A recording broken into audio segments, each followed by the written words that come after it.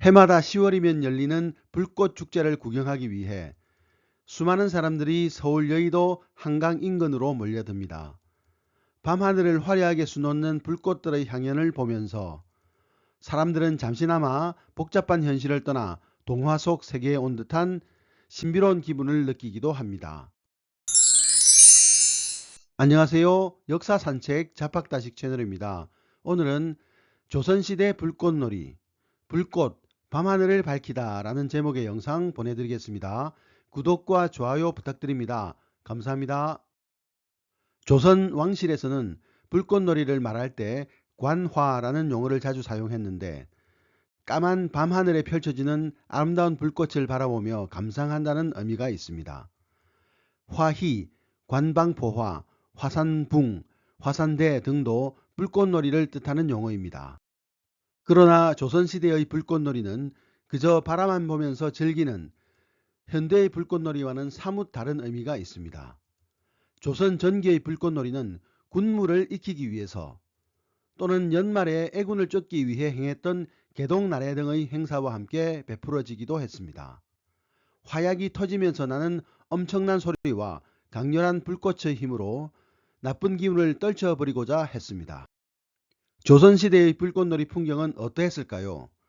조선시대 문인 중 몇몇은 자신이 직접 보았던 불꽃놀이에 대한 인상을 남겼는데 이를 통해 당시의 모습을 가늠해 볼 수 있습니다. 성현은 용제청하에서 불꽃놀이에 대해 다음과 같이 묘사했습니다. 두꺼운 종이로 포통을 겹으로 싸고 그 속에 석류황, 반묘, 유회 등을 넣어 단단히 막고 이를 다진다. 그 끝에 불을 붙이면 조금 있다가 연기가 나고 불이 번쩍하면서 통과하면 종이가 모두 터지는데 소리가 천지를 흔든다. 시작할 때 수많은 불화살을 동원산에 묻어놓아 불을 붙이면 수많은 화살이 하늘로 튀어오른다. 터질 때마다 소리가 나고 그 모양은 유성과 같아서 온 하늘이 환하다. 성현과 동시대의 학자인 서거정 또한 당시 궁궐에서 보았던 불꽃놀이의 감흥을 시로 생생하게 담아내었습니다. 좋은 밤 어원에서 불꽃놀이 구경하노라니 온갖 놀이 다 바쳐라 기세도 웅장하구려.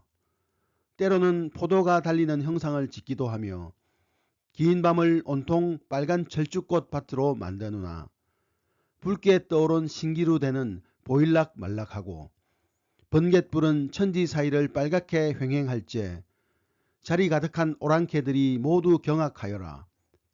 태평성대의 위령을 진작 보지 못했음일세. 조선 초기에는 외국 사신을 위한 행사의 하나로 불꽃놀이를 종종 했었습니다.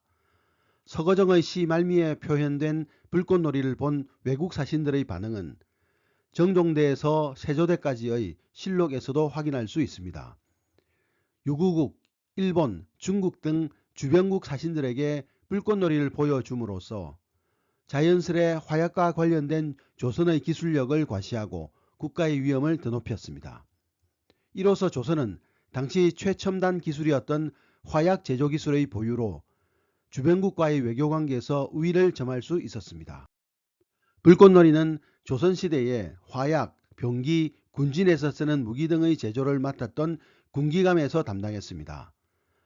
중종 연간에 간행된 신정 동국여지승남의 기록에 최혜산이 군기감에 처음 들어왔을 때는 화약이 겨우 6건 내냥뿐이었는데 지금은 6,980건 9냥이라고 하여 태조 초기에 군기감에 비축되어 있던 화약의 양이 적었으나 이후 생산량이 크게 증가했음을 알 수 있습니다. 이는 최혜산이 군기감에서 화약 제조 전문 장인을 집중적으로 양성했기 때문입니다. 그는 고려말 화약 제조법을 찾아낸 최무선의 아들로 조선 초기에 화약과 화포 분야에서 큰 업적을 남겼습니다. 최혜산은 군기감에서 불꽃놀이를 담당하기도 했는데 태종실록에는 그가 불꽃놀이에 관한 일을 총괄했다고 기록하고 있습니다. 조선의 여러 왕이 불꽃놀이를 행했지만 그 중에서도 성종의 불꽃놀이 사랑은 남달랐습니다.